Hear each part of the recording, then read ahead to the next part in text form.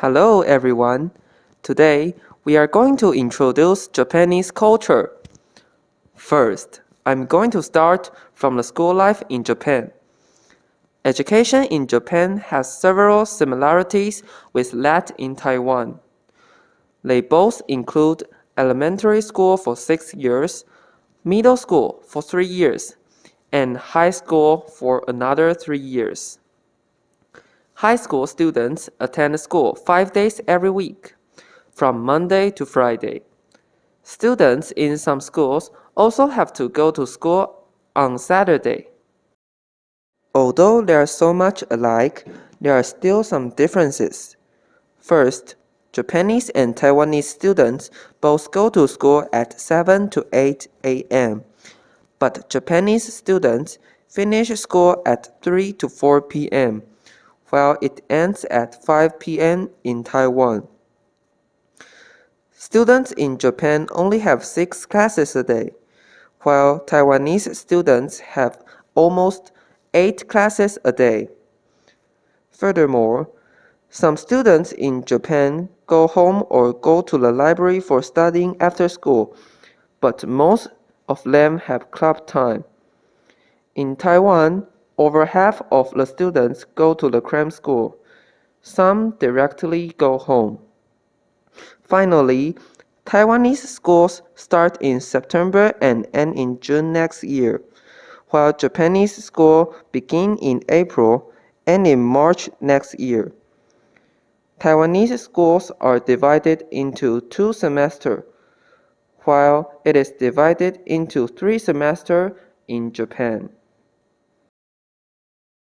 The biggest difference between Japan and Taiwan in education is the club activities. As mentioned above, students in Japan have club time after the classes every day, and they can decide when to finish by themselves. As I know, some students even end their clubs at 9 p.m. But in Taiwan, our club is included in normal classes, and it lasts only 2 hours, which is much shorter than that in Japan. In Taiwan, we have sports clubs such as baseball, basketball, and volleyball. We also have static clubs such as K-On, board game, and guitar club. In Japan, in addition to these clubs, they also have their traditional activities such as sado, kendo, and ikebana.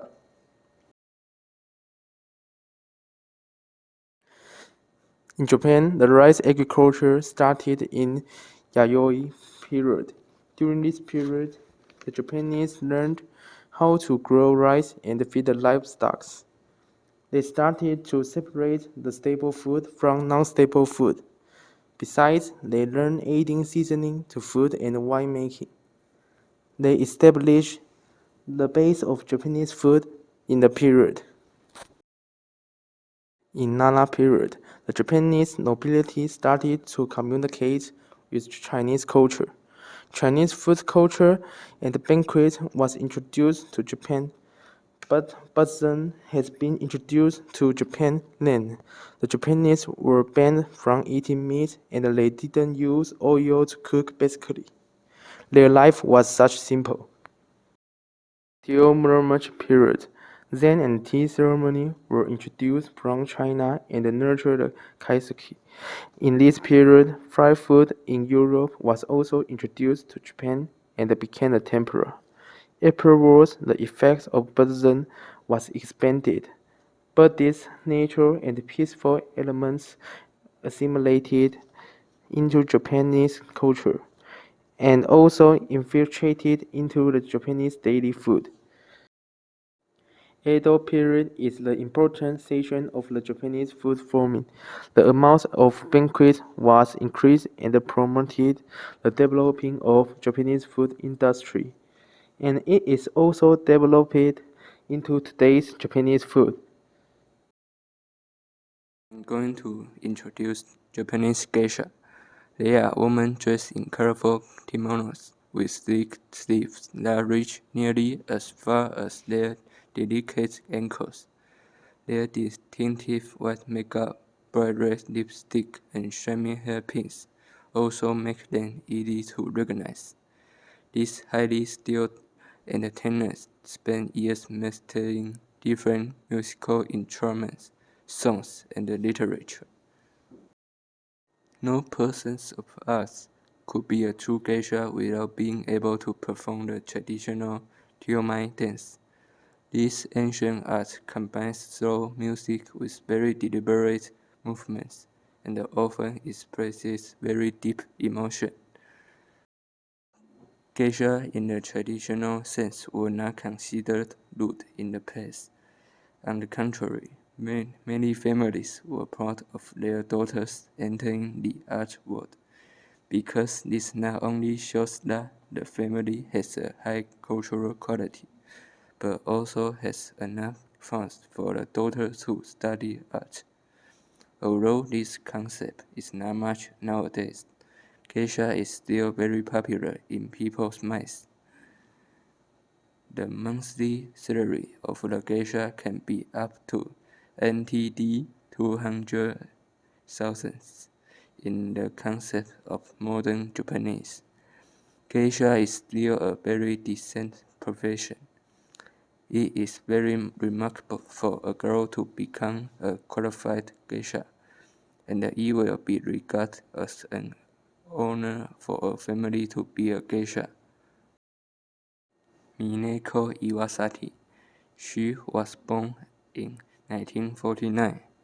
She officially debuted at the age of 15 and became the person who earned the highest money and had maintained the name of top geisha for 6 years.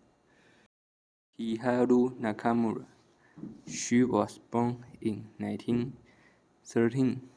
At the age of 15, she ignored the objection of her family and became a geisha. After the World War II, she moved to the USA and later employed by Princeton University. The famous Japanese aesthetician Mr. Onishi once wrote a set of books to explain the art spirit of Japan, and he named the 3 books as Mono Aware, Yugen, and Wabi-sabi. The 3 titles have far-reaching influence on their literature, especially the Mono Aware. We can call it the beauty of melancholy, the beauty of splendor, or the beauty of death. The description of the Mono Aware can be seen in the tale of Genji. Many people believe that this is related to the climate and environment of Japan. Earthquakes over the year has caused reconstruction and destructions, as well as the Japanese people's appreciation of destruction. This view can also be seen in the biography of Yukio Mishima, written by a Western writer. He said that the man spirit of Mishima Yukio is the beauty of splendid and melancholy. In Japanese literature, hints of season can influence subsequent words and imaginary. As can be seen in both haiku and waka. This is especially evident in waka. Therefore, I believe that the core of Japanese literature is nothing more than the reconjugation of implements, and it is the cycle of destruction and rebirth that also creates its uniqueness and literatures based on seasonal implements and order.